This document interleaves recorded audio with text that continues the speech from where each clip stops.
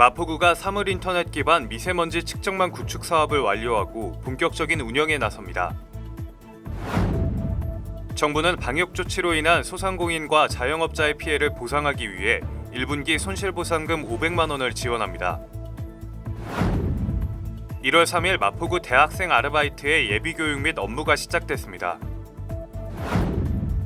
2022년 새해 희망글 시전이 마포 아트센터에서 개최됐습니다. 여러분 안녕하십니까? 1월 5일 마포투데이입니다. 첫 소식입니다. 500만 그루 나무 심기 사업 등을 추진하며 기후위기에 선제적으로 대응해온 마포구가 2022년도에도 미세먼지 저감 관리 등 저탄소 친환경 사업에 앞장섭니다. 사물 인터넷 기반 미세먼지 측정망 구축 사업을 완료한 건데요. 새해를 맞아 본격적인 운영에 나설 예정입니다.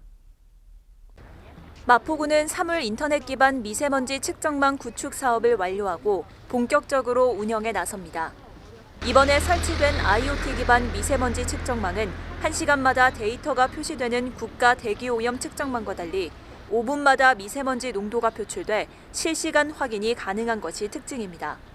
또한 지난해 행정안전부의 재난안전 분야 사업에 선정돼 2억 원의 사업비를 확보함에 따라 마포구는 환경부 성능인증 1등급의 미세먼지 간이 측정기가 포함된 대기오염 알림이 28개소를 초등학교, 어린이 공원, 도로변 등에 설치했습니다.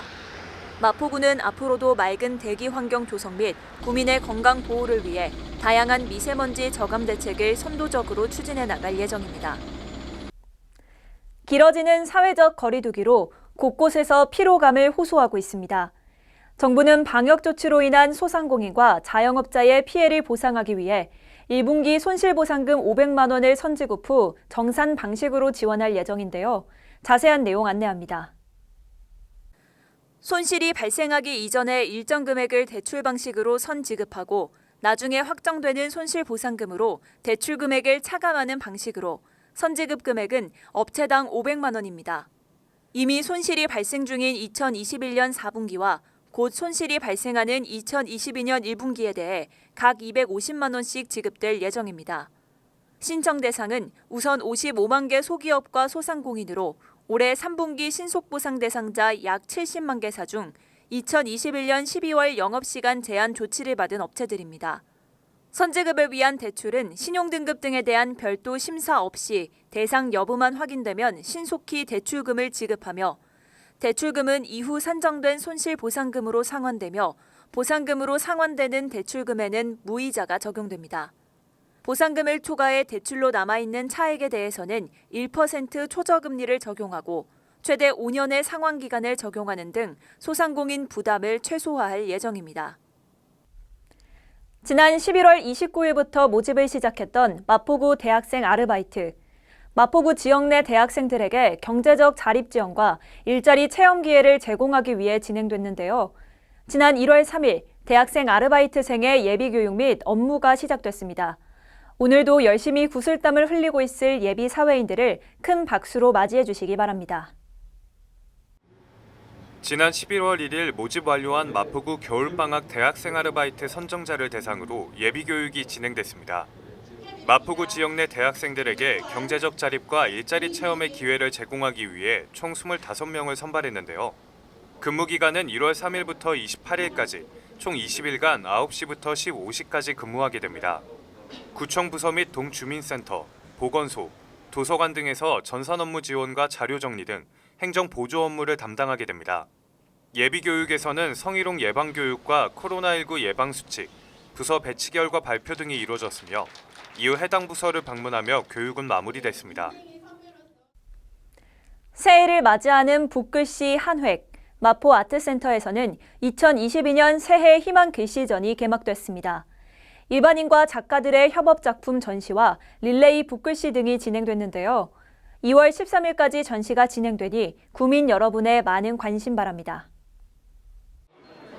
새해를 맞이해 마포구는 마포 아트센터에서 2022년 새해 희망글 시전을 개막했습니다.